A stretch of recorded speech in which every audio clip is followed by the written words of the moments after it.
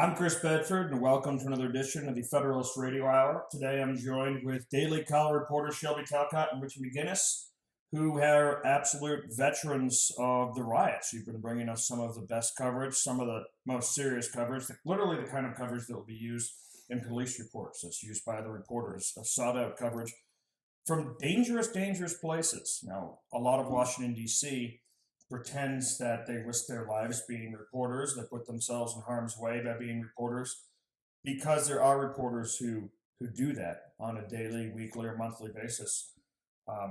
You among them. So thank you for joining us here today. Thanks for having us. Thanks. So you've been to a number of cities, not always together, sometimes split up. Seattle, Portland, Kenosha, Wisconsin. You were down in Louisville. You just finished up your hearing today. Are we allowed to talk about that? Yes, Sorry, I Neil. think, yeah, a little Just bit. being charged with being a reporter. And where else have you been, Richie, or is that everything? Yeah, we did Portland, Chaz, New York, You were at obviously New York DC, City? the Baz in DC, which was Mhm. short-lived, but it did exist for a couple Thank of hours. goodness that was short-lived. And yeah, Shelby was in Lancaster as well, Oh yeah, and obviously Lancaster. Kenosha. Yeah, we've been cruising around in the last couple of months. Now, Richie, your guys' reporting really caught my attention for the first time. Specifically, not the first time. I've been following it as a means to figure out Antifa, to figure out what was going on with Black Lives Matter, to get some actual nonpartisan reporting from inside, because most of our footage has come from Antifa or Black Lives Matter, or from the other side, people going undercover, and rarely from reporters you can trust, the most stay on the sidelines. And I saw the particularly harrowing video of the first gunshots ringing out in Kenosha, Wisconsin. And I saw somebody who ran right up, immediately took their shirt off, started shouting orders, and started dealing with the person who had been hit in the head looking for wounds. I realized after a few seconds that was you. It was completely shocking. It's not the kind of role a reporter's normally in. It's certainly not the kind of reaction a reporter normally had. I think I might have completely frozen at that moment. How did you end up there? How long had you been there? And tell us about that hard evening. Well, basically, Shelby and I started the evening in front of the courthouse, which is it's a similar situation to Portland, where there's a courthouse with a fence surrounding it, and the protesters come up, and then they shake the fence. I guess shake would maybe be a polite term to use. Like and Jericho shake. Yeah. And Portland, honestly, they're a lot more effective at bringing down the fence than they were in Kenosha. But nonetheless, law enforcement came out and cleared protesters from the surrounding area and basically pushed everybody out through a park into the same area that we were in the previous night, where Shelby and I actually saw some individuals using power washers to try to stop some of the car fires in a car lot. And Shelby interviewed the one individual who was using the power washer, and he stated basically that the fire department was nowhere to be seen. They were unresponsive. Like they've been unresponsive since the Ferguson riots. And I think the other thing was that they were just so not equipped to handle the situation. When firefighters finally did arrive, they had to bring in some from other counties and other areas, because they just didn't have the manpower to deal with what was going on that night in Kenosha. Now, these power washers, were they armed? No, and that's why I went to the hotel, because the service was terrible, and I needed to charge my phone. And so I went in, and I went on Twitter, and I saw Shelby and some other folks, Elijah Schaefer from the Blaze, were basically interviewing people around that area that we were the night before, and I saw armed individuals. And so I immediately got ready to go outside. Armed individuals, were they the ones who we've seen trying to protect businesses, or these armed individuals who were trying to burn down businesses, or police? I believe that the ones that we're talking about were trying to protect the business, including Kyle Rittenhouse, because I proceeded right outside to that area. The hotel was closed. And that was when I encountered Kyle for the first time, which was about 15 minutes before the shooting took place. So everything happened obviously very quickly. And you were talking to him for those 15 minutes? I talked to him for about 3 minutes on camera, and then You had one of the first interviews. Well, actually, Eli interviewed him earlier in the night, just maybe 30 minutes prior. But based on the metadata on my phone, it was about 15 minutes before the shooting when I interviewed him for about 3 minutes. And then they asked him and one other armed individual who said that he was a combat veteran they proceeded in the direction of where the protesters had been cleared. And they said to me, we're going to go see if anybody needs medical aid, because Rittenhouse mentioned that he was a trained medic. And so I said, sure. And I started to walk behind them. And actually, I lost track of Kyle when some other individuals, we walked maybe 1 or 2 blocks before some other individuals started yelling at Kyle. And they apparently recognized him from earlier in the evening. And that's when I wanted to get their side of the story, because I just interviewed Kyle about what his intentions were. And I wanted to see why these folks were mad at him. And so I went over to interview them. They were very camera shy, let's put it that way. And I interviewed them for a couple of minutes before I saw Kyle then running down the street with a fire extinguisher in one hand and his gun in the other. And that's when I basically jogged after him. And into the gas station. Into that area, exactly. I caught up with them just before, and actually I got on the phone with Shelby. And as I heard some yelling, I said, "Oh shit, I gotta go." Was it an F word, or I think it was shit or fuck. And yeah, I hung up with Shelby, and that was, I mean, literally maybe a minute before the shooting, if not less than that. And how far away were you, Shelby? I was across the street. So you were right there, essentially, on the scene as well. Yeah, so I heard one shot being fired, and then there was like a 2 or 3 second pause, enough time for me to get my phone out and record the following shots that were fired. And then as soon as that happened, I crossed the street, and Kyle ran past me, and he was being chased by people who were saying, "Why'd you shoot that guy?" So that was right before the second shooting. Yeah, the second incident. And so I didn't follow Kyle. I ran to the gas station because I was worried that Richie was wounded, shot. Yeah. And you were feet away from the victim, if I could tell correctly from the video. Yeah. And the first person on the scene. Yeah. I mean, it happened right before my eyes. You were chasing this guy who was being chased with a gun. Well, what happened was that pop that Shelby mentioned went off, and it wasn't clear to me at the time. And I'm just trying to stick to what I perceived in that time. I mean, obviously we gathered a lot from the video subsequently, but I'm not a video analyst. I am a director. That's a different thing. But at that moment, it was a pop. So it could have been a firework. It could have been one of the many tear gas canisters that went off that night, or flashbangs. But it was definitely in the kind of this direction, away in front of the car lot, into that street right there. And it was clearly close, but Kyle turned around immediately when that happened. And that's when it went from me running after Rosenbaum, who was running after Kyle, to Kyle turning around and then actually turning his gun in both of our directions. And he actually had it aimed more towards the ground, but from the moment that he stopped to the moment that Rosenbaum arrived to lean for his rifle was just maybe a second, because they were both running at a full sprint. And that's when he lifted his rifle and fired. Yeah, he lunged and he actually swung the rifle around to the side to dodge the lunge, and actually then leveled the rifle, and that's when he fired. And I only say that because my only focus was where the barrel of the gun was going, because I realized the moment he turned around that I was now in the path. Running toward him. Yeah, and I froze at the point that he turned around.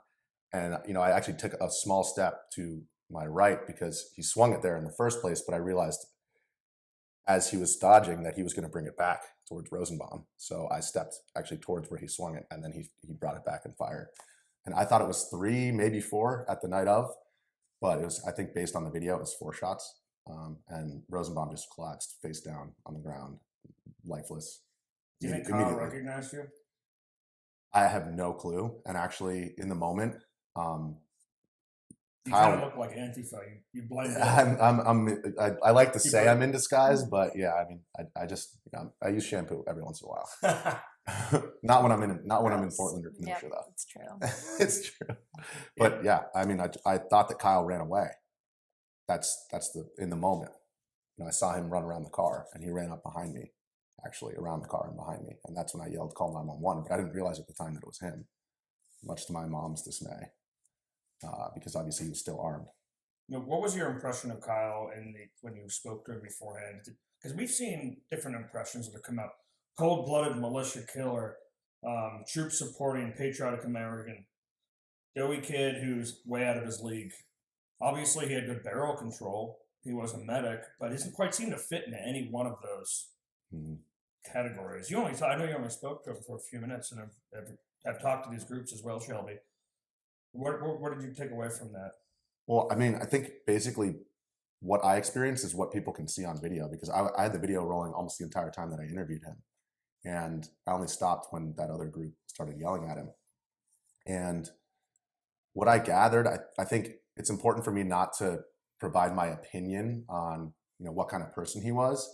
But I did notice that people were yelling at him, and you can see in the video he's smiling, and he doesn't seem to be aware of that anger being directed towards him. And Shelby and I, having gone to these situations, we've seen these things devolve into chaos quickly. And many times, I mean, how many reporters have we seen get sucker punched in the last 3 months? I mean, like, I don't think I can count on one hand, honestly. And known reporters attacked. Yeah, and so also, clashes between different political ideologies who are armed. That's a dangerous situation that can become clearly, deadly very quickly. And so I think we're aware of that, having traveled around, and it just seemed to me that Kyle wasn't. Yeah, I would say I have video from him earlier in the night, and you can see him gesturing over to protesters who were injured from police officers using their flashbangs and everything. And he was gesturing them into a used car lot to help give them aid. So that sort of narrative of, he came here to kill protesters, I question that, because it doesn't make sense. Like all night prior, we saw it. It's on video, He was also screaming very loudly, "Medical, anybody need medical," as he was walking down the street. And so I think that's part of the reason why he was drawing a lot of attention. And the people who did recognize him, I think, from those earlier confrontations, like clearly the group that I went to attempt to interview, they clearly recognized him from the earlier confrontation. They mentioned it was in the car lot. And no one's saying, a 17-year-old should have been out in that situation with a weapon. I think regardless of how good at shooting you are, you're 17 years old, right? Like, these are incredibly stressful situations, and you're not trained to, like, you know what I mean? It's not I think my role in this situation is not to really make any conjectures about whether he should have been there or what the gun laws are in Wisconsin. But it's just to say what I saw when I interviewed him and what I experienced as I walked with him, and then what I saw when the shooting happened and subsequently afterwards. Now, both of you played a lot of sports. You're both athletes. I remember I broke a tooth in the newsroom back when we used to work together, and you just picked up a piece of bone and was like, "Oh yeah, it's a tooth. You want me to throw it out?" And you played professional tennis before joining as a reporter. I think that transfers to what we do now. It's high pressure, tense situations, adrenaline's, you have all these things going on, and you still have to stay calm. You still have to think, you have to be smart about things. And in a weird way, it's very similar to high level of athletics. So I would say that me being an athlete sort of pushed me to want to do something like that, because it's what I'm used to. I'm used to being stressed out and, having this adrenaline rushing through me and all of that. And so I would say, yeah. I mean, Georgetown Club Hockey doesn't qualify as high-level athlete for sure. But what I did learn there, and just learned playing team sports growing up, is that when your teammates are out there, you're looking after each other. And ultimately, I think that's, being the video director at the Caller, that's an important thing to encourage. And Shelby is like the best team player that I've ever worked with in terms of especially high pressure situations. From a solo hyper competitive sport, that's I think that's exactly. I think that's part of it, though, is that Shelby has a drive that I've never really seen in other folks in these kind of dangerous situations. And actually, another video that just my dad calls it being dumb. Yeah, that's another word for it. Yeah, but if you're gonna be dumb, you got to be tough. Yeah. Well, the irony is I'm always lecturing Shelby, saying, like, we got to stay safe. You don't understand. This is dangerous. And she's like, I get it. You're an idiot. I'm going. And so I go. And I was the one who ultimately was obviously ended up, in a slightly dangerous situation. And holding the man while he passed. Yeah. But your reaction was something that certainly showed to your ability to think under pressure. It was quick. That's my pops, my late father, who was a ER doc, and my older brother, who's in residency for the same thing. And I think. And you're just the reporter in the family. I'm definitely I'm definitely not the overachiever. No, definitely not. But I think, there were two things that he imbued on me from a young age, which is number one, when shit hits the fan, it's the people who take control and don't panic. Although maybe I was yelling a little bit loudly in the situation, but it was very chaotic. And secondarily, there is evil in the world. And I think he experienced that in the ER. And I think that I'm not saying that one side or the other is evil, but I'm saying that in chaotic situations like this, the darker side of humanity can unravel very quickly. And I think that's what we saw, in multiple instances across the country. And it's political violence, which I think is different. And I was talking with Shelby about that, is people say, oh, well, aren't you guys just fear-mongering by showing this violence? I think there's a marked difference between violence in our cities and politically motivated violence. And that's a dangerous place for our country to go. So, you both mentioned the difference between, for example, the ability for the Kenosha rioters, the amateurs, to pull down a fence, and what you saw in Portland, which were the kind of people who had access to training books, the kind of people who were organizing not just a riot, but an encampment. Walk me through that. So I think the big difference with some of these places, like, Kenosha, Lancaster and compared to Portland, is that in Portland, it is so organized. Mm-hmm. It's like militant, would you say? I don't. The tactics certainly they are. have tactics.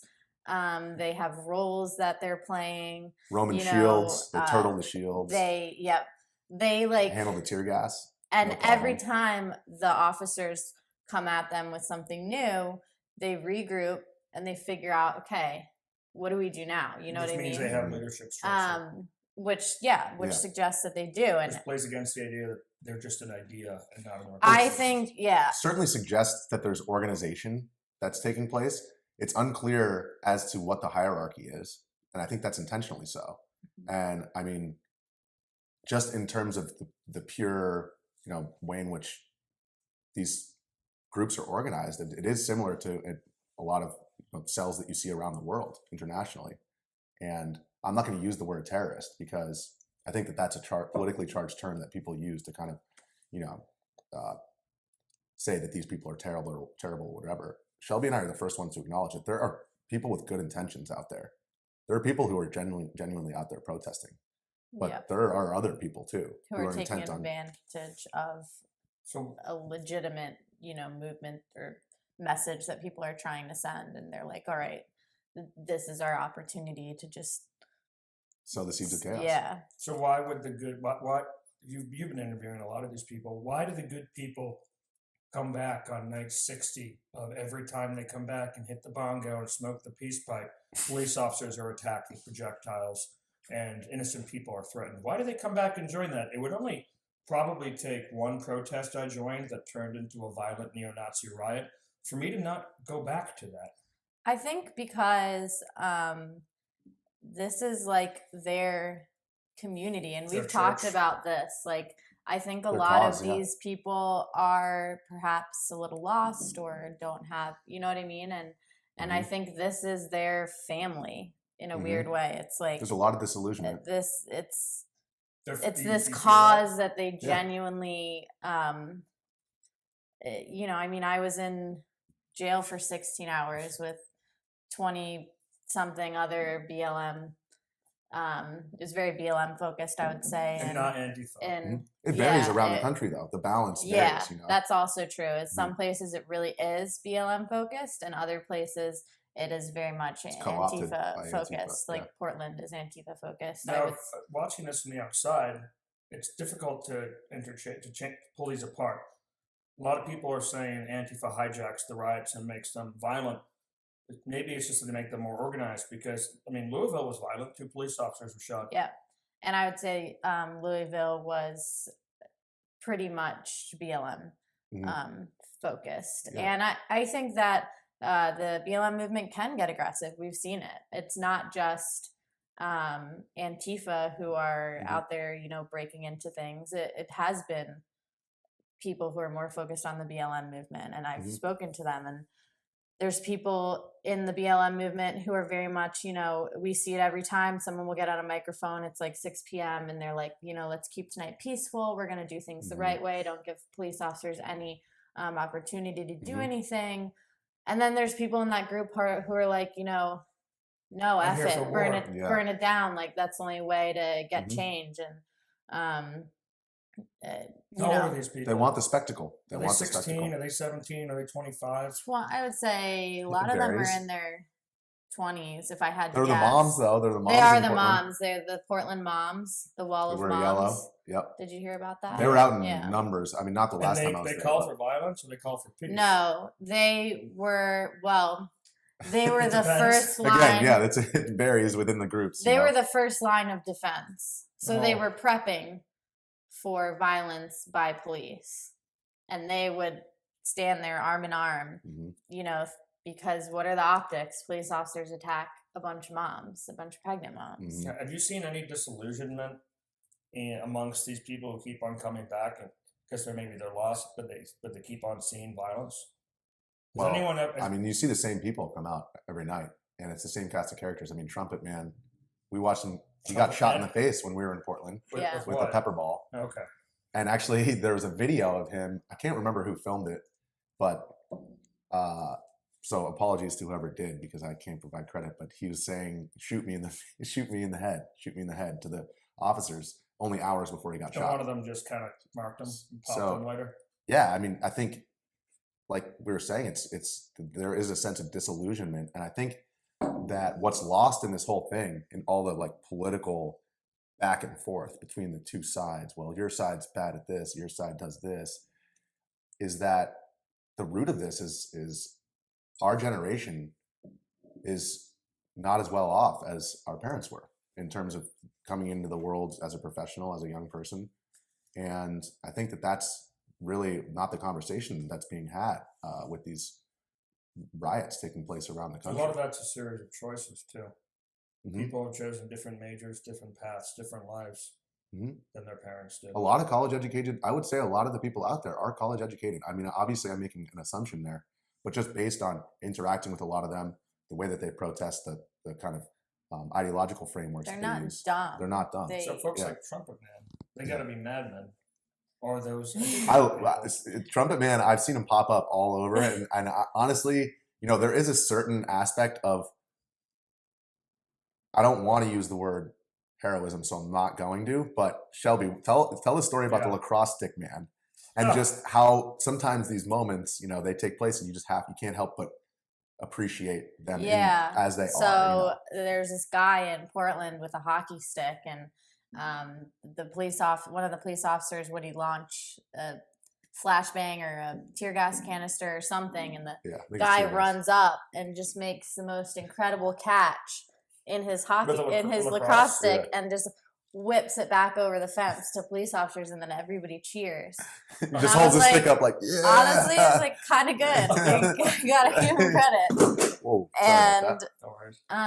and you see situations like in Portland, somebody always has this giant loudspeaker, and when the police officers come, they'll start playing like the Star Wars Imperial Death March. One time they did the Les Mis. You can hear the people sing. Yeah, and the trumpet man will call like a retreat call or he'll call charge. So it's very coordinated. It's very coordinated. Wild to watch. It's almost like watching volleyball too. Actually, one of the best performing videos that we had on the Daily Caller YouTube page. You can go there, youtube.com/Daily Caller. And we had a video of the Battle of the Leaf Blowers, and it was the DHS guys actually got their own leaf blower because all the protesters did, and it was actually the protester leaf blower giving the finger to the DHS guy blowing in his direction, and the DHS guy is blowing in the other direction.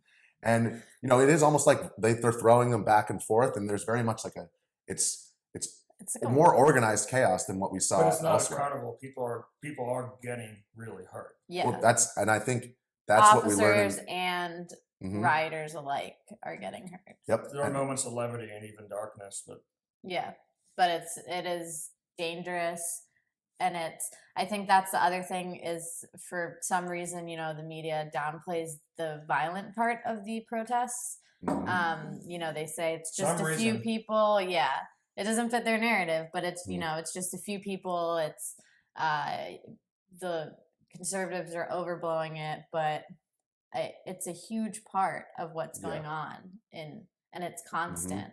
And it would be one thing if it was a one-off situation, but we're constantly seeing it in every city we go to, whether it's Antifa doing it, whether it's BLM activists doing it, whoever's doing it, the violence is consistent, and so Proud Boys. it is And- part of the story. people don't know what the Officers Proud Boys being are. hurt, or I think ultimately, regardless of which group it is, I think there's so much back and forth about this side is worse or that side is worse. The violence is taking place, and what we learned in Kenosha, and what I learned when Rosenbaum was in my arms, literally dying, is that there's human suffering that's happening as a byproduct of this, and that human side of things, that those people whose lives are being ruined aren't. It's just people only want to talk about that insofar as it satisfies their narrative or their person, their side. And I think, if anything, Kenosha is maybe an opportunity for both sides to just acknowledge the loss of life. I don't care what that guy's background was. He's clearly a human being. And, I see a lot of people focusing on, well, this guy's a piece of shit, or Rittenhouse is this. And it's all those people's lives are ruined. And it happened like that. Sorry, I didn't want to bring the tone down here, but I think we really did. It's real. It's not a game. And there are people who are obviously, the Proud Boys seem to be among them, not instigators of a lot of this stuff, but drawn to violence and excited by it. It's kind of what we saw Just lawlessness. Got to replace that on that note. That was beautiful. Yeah. Nothing like room temperature Rolling Rock. There's it's sort of what we saw in Charlottesville, where there was all these people who wanted to play anti-Nazi, and all these people, they finally found a group of people who wanted to play Nazi. But those people lived in the woods. They weren't the old men and young girls at Trump rallies. And it turned out they got very violent. No one was from that town, and the police took a step back, and a young woman was killed because of it, and there's real suffering. But this has also been difficult for the press, because a lot of people out there who are claiming press are instigators.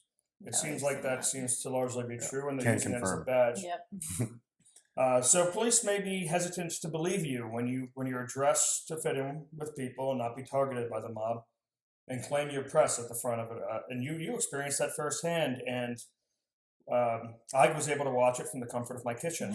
You being arrested by police, told to lay down and turn off your phone, and then but it didn't end there. The police didn't believe you.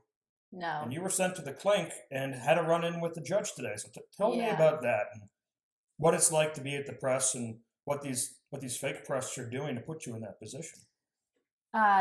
So we've seen in multiple cities that people will slap on, a press logo, and they are actively yelling at police officers. They're citizen journalists. Yeah. But CNN can barely contain it. Yeah, they're very clearly not press. You know what I mean? Or press trying to just tell any kind of story other Yes. than the activism that And they're we've participating spoken in. to them, actually. I think was it you or Jorge? One of us spoke to someone who admitted that he would just had a press thing on because it protects you, but it doesn't. Partially because of that, police officers know that that's going on. So we go into these things very low key because we've been targeted, and where we work, we're not I've seen exactly your team targeted at Lincoln Park. Yep, and we're not exactly first time. the people that they want to be there because we'll tell both sides of the story. We'll tell when it gets violent and they're doing things wrong. So and when the officers are doing something yeah. wrong, and when Antifa's doing something wrong, and when the Proud Boys beat the crap out of somebody outside the Chaz, and we're right there, and it's the full story. Sorry, but no, it's okay. So in Louisville, tell us about jail.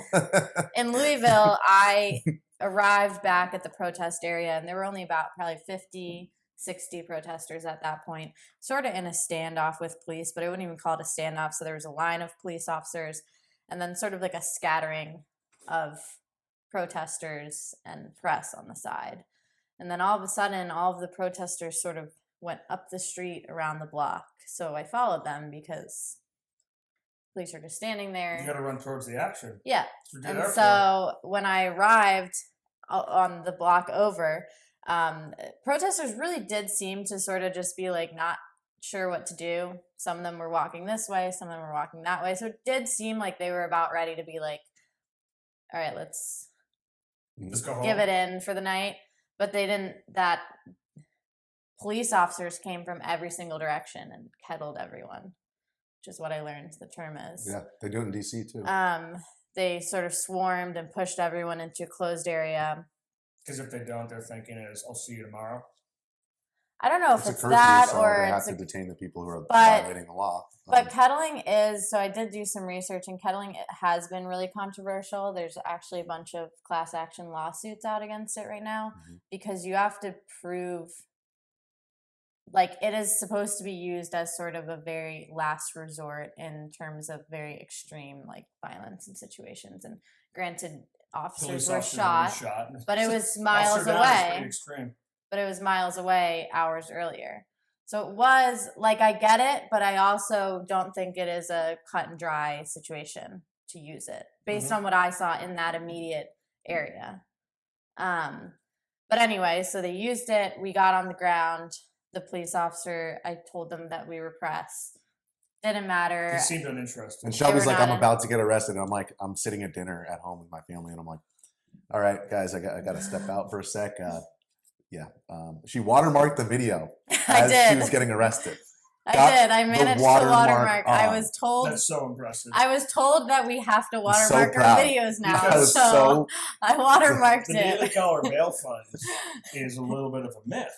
So if it's not watermarked, there's deniability from the boss. So I watermarked it. Both my parents are lawyers, you know? So they took us in, and at that point, Jeff, our editor-in-chief, was already calling and had provided, apparently, ample proof that we were who we said we were. And you were still charged. An officer walked up to Jorge, my coworker, who's also arrested, and said, we know you're press, we know you're working for a legitimate news organization, but you're going to be charged with 2 misdemeanors, and you're going to spend the night in jail. With the Antifa guys who don't like you. Yes. Or the BLM people. Yep. And so I was put into a room with 27, 28 other girls for 16 hours. The people were you targeted as a reporter in there, or people not? Well, one of them knew I was a reporter and started asking me questions. I said I've freelanced because there was no way I was about to say that I. You're not going to say this is not Twitter. Yeah. So I was like, yeah, I freelance. And then she pushed a little more and she was like, well, who are you freelancing for here? And I just said, just freelancing. My go-to there is, well, you can sell Fox one kind of footage, and you can sell CNN the other. And then another person was like, which way do you lean? Like, what is your reporting lean? Like, they were smart. They know what questions to ask. And I was honest with that. I was honest with that because I really do think that I try to be pretty middle of the road when it comes to my videos. I don't know what your politics are. I worked with you for years. Yeah. We're both pretty. We're both pretty lib. To be completely honest. I've always thought you were lib. Yeah, I have no politics. No, but I try to keep it. I don't like boxes. I don't like people putting me in boxes. Yeah, you're artistic, which means you're liberal. But I try to keep it separate from my reporting, any personal opinions I might have. But anyway, so I just thought it was really a failure from the police department that they knew that they had reporters. They charged them and they held me for 16 hours. It seems very unusual. Is it negligence or is it intentional? Is my question. Well, they knew they decided that you're a reporter and said we're going to do this It anyways. was intentional. So no, it's a surprising admission. Mm-hmm. And then you had your first day in court today. Yeah. You showed up dressed for court. Yes. With a jacket on initially, and then some of the people were not dressed for court. Maybe didn't take this quite as seriously as you. No, there was one guy who was driving with one of those big cups from 7-Eleven. And another girl, the judge was like, all right, you've been charged with, she was charged with obstructing a highway and unlawful assembly. It's the worst crime. And she gave the finger guns at the screen and started kind of like laughing when her lawyer was like, yeah, we plead not guilty. I was like, well, she knows her dad's going to bail her out. Turn your camera off, girl. But yeah, I mean, being in jail for 16 hours, I've never been in jail before. You know, both my parents are lawyers. I have like this deep fear of like breaking the law.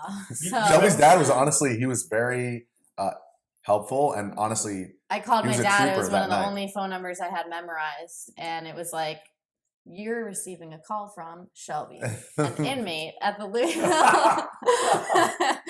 So when I finally got out, actually, my dad called me, and the first thing he said was, you're receiving a call from Kelly. I didn't like it as a joke, but it was like, little gallows. We stayed up all night. Let's leave it at that. And Officer Cunningham, shout out to Officer Cunningham from the Department of Corrections in Louisville, because she was very helpful. And I talked to her maybe 40 times. Well, she was as helpful as she could be in that role, I think. And she was, honestly, when I called and you were finally out, and when Drew, basically you guys obviously were all third out. Reporter was they actually started to say, yup, well, they finally made it. So they actually were clearly like, what's going on here? Because they kept telling me it was going to be 4 more hours. No, that's a good friend to have, as if you're a whiskey enjoyer like I am in Louisville, as a friend on the inside in the corrections department. You might want to pull that card. Well, I was trying to do my best just to schmooze whatever I could in terms of information out of them, because they were angry. Shelby was angry. Her dad said hangry. Actually, I was talking with him that night. He's like, she's definitely hangry by now. I don't think she's had a meal. This is getting serious, So, I mean, I think it shocked me how also I know it's jail, but they really don't treat you well, like at all. Well, they don't. Like, the police officer shot. It's a very bad. Well, I was like, "Can I get some water?" And they said, "No." From the toilet bowl. And yeah, and then finally they were like, "You can drink from this," which was like a 2-in-1 toilet sink. And one of the protesters was like, "Would you drink from this?" And they just go, "No."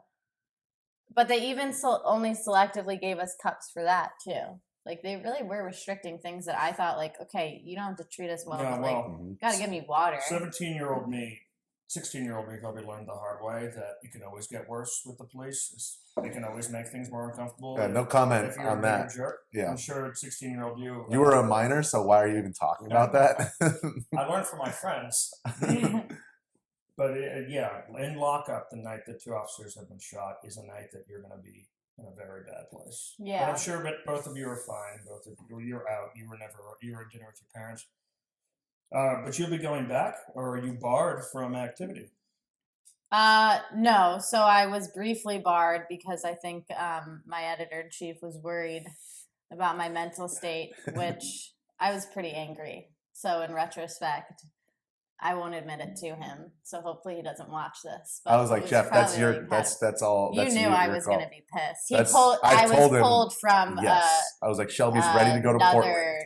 Yeah, I was pulled from another assignment, but she's gonna get riot FOMO, and then we're gonna have a meeting. And then I spent Jeff the next. Ingersoll, your editor-in-chief, former Marine who did combat journalism when he was out in Afghanistan, so he's a pretty good boss for this kind of thing. Yes, and I think it was the right call, because I spent the next 2 or 3 days pretty much just complaining and being angry over anything I could find to be angry about. It's okay. I'm honestly, we're both middle siblings, so like I have no problem being like a punching bag for a little while. Like, and I think that's why Shelby and I get along, is because we just it's just a lot of small fights, and so that hopefully avoids a cataclysmic one, which I always noticed the difference between our newsroom and other ones that I've worked in, like NBC, is that it's such a professional environment. It's so sterilized that things At bubble other up places. over time. And the most epic meltdowns I've ever seen in a newsroom were at NBC, to be completely honest. And I'm not going to name any names or anything like that. I'm But going to make you after this. you know, when these I'll people have work to together off. for 30 years in a newsroom, it's the handle will go I'm off. not and going to take it anymore. Yeah, exactly. Well, thank you both for joining us today for this has been another edition of the Federalist Radio Hour. You should tune in to the Daily Caller. They've brought coverage in the past. They've had, when I was there, reporters beaten into the hospital in Baltimore, reporters who were the first in the scene for a neo-Nazi attack in Charlottesville, and among the first in the scene for the woman who was killed, first in the scene for the helicopter down. And I'm very glad to see that you're continuing this tradition. And the Federalist has begun to dip its toe in as well, so keep an eye out when you see us out there. Thank you for joining us, Richie McGinniss, Shelby Talcott, and we'll see you next time.